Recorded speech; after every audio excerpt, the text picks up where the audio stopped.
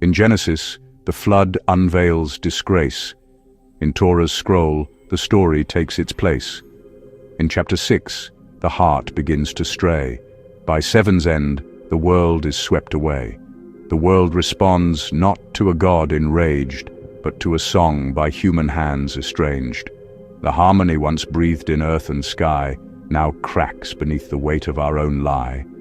Not vengeance, but a world in disrepair releases tides that answer soul's despair. The heavens mourn, the ground forgets to yield, for what we break within becomes the field. What reads as wrath is logic, deep concealed, a sacred law the surface won't reveal. The Hebrew verse unfolds a patterned trust, where source withdraws and forms dissolve to dust. Aleph Tav, before the pattern, calls the span. From start to end, the threefold soul of man. Each triad rings within the holy frame, creation's truth preserved in every name. Descent is not a chaos void of aim. It mirrors what was built and now reclaimed. The heart betrays, the breath recoils to see, and order folds in silent symmetry. When being speaks, the cosmos folds in speech. No gap remains twixt utterance and reach. Vayomer stirs the tide from thought to wave, and Mem moves through the deep it comes to save. Yahweh is pulse, not distant rule above. Each syllable declares the source in love. Emche dissolves what lies in false disguise, unbinding form no longer bearing skies. The triad speaks, the word, the will, the sea. Creation bends to what must come to be. One utterance reshapes the frame of earth and calls all things back to their truest birth. From dust and breath, the mirror came to be, reflecting light in finite dignity. Aligned, it holds the world in holy trust, but turned away, it bends the ground to dust. Barati names the form the source once gave, a shape of light that matter came to crave. Asher connects the making with the mind. The world holds true if heart and source align, but should the image dim, the ground will strain, and shadow thrive where purpose won't remain. Let mirror turn once more toward light's command, and all the world may follow that demand. Unmaking lifts the shelter from above, and bears the face of earth devoid of love. Me'al withdraws the veil once held in place. Panay reveals the unprotected face. Adama, raw soil without its frame, now stands alone and naked to the flame. No falsehood now, no mask to block the wave, just earth exposed beneath the flood it gave.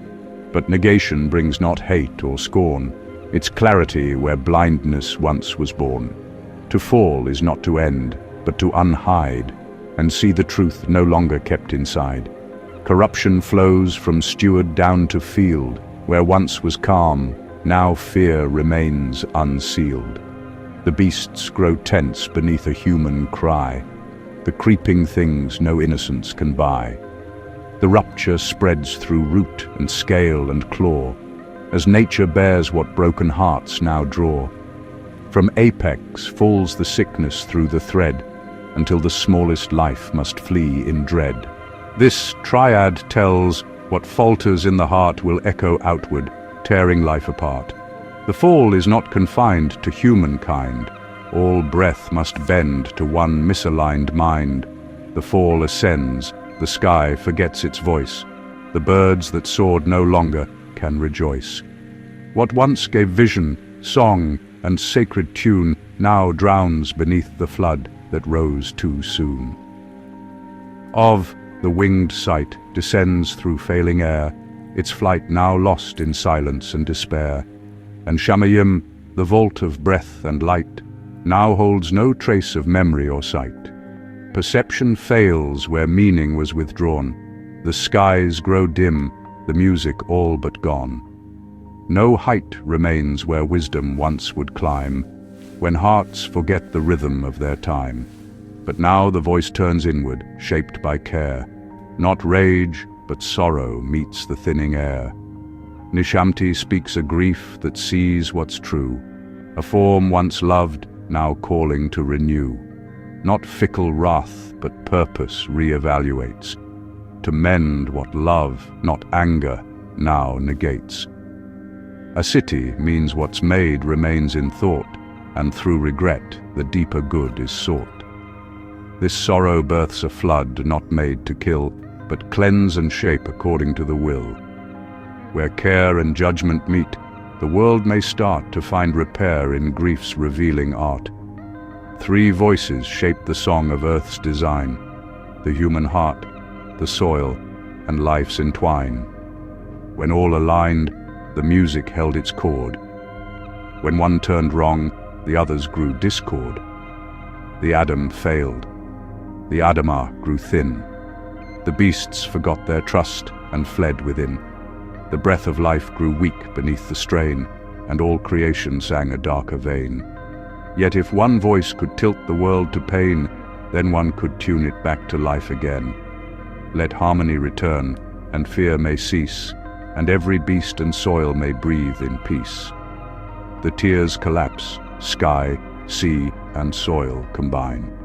The flood becomes the ark of the divine. What once was held in place by breath and speech now joins in wave what order could not reach. The deep returns with sorrow shaped as rain, not wrath, but voice that longs to cleanse the stain. Each element aligns to bring release. The waters speak the longing for new peace. Creation folds to seed within the ark, a silence held beneath the storm and dark. The dove returns to branches still unknown, to show the world how it may be regrown. This verse does not just name a time long gone. It sings the song that plays the ages on. When heart forgets the light it once embraced, the world reflects the silence now in place. Collapse begins in order's slow decay. As layers fail, the deep begins its sway.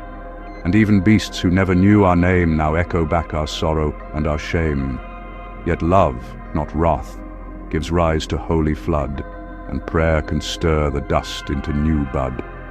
One soul in tune can heal the world from pain, and mend the sky again through wind and rain.